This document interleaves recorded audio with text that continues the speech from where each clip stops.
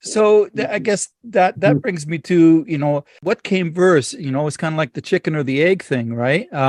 Did the bar idea come first, or did the involvement from Senegal? Did Senegal find MSU? Like how did that sort of come about? Yeah, so I wanted to put a keyword, indigenous food, here. So it Mm-hmm. all started from this keyword.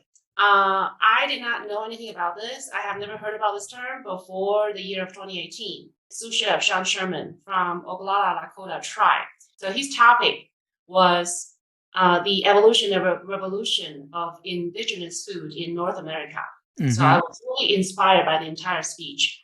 He mentioned this term of a indigenous food processing. He said nixtamalization. And I was in completely, basically frozen of my brain was frozen because I had no idea what it was. At that point, I already studied food processing, food chemistry, nutrition science for over a decade since my undergraduate degree, but I never heard about it. And Mm-hmm. that basically opened my eyes to the world of indigenous food and indigenous food processing and food science, and the implication of that to the nutrition and basically the societal and ecological system of the global indigenous food system. So Yep. from that point, very just miraculously, there was a student in the same month when Chef Sean Sherman gave the speech. After I went to that speech in the same month, I got an email from a student from Ghana.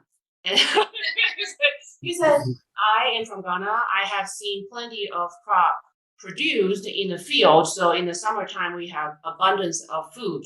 But then I've seen those crops rotten in the field because we do not have enough technology to preserve them. And so therefore, there are people going hungry with food rotten. Yeah. So I feel there is a connection here that the kind of food processing technology, the food engineering, the food science that I have been learning, maybe there's a way to connect it to the indigenous communities.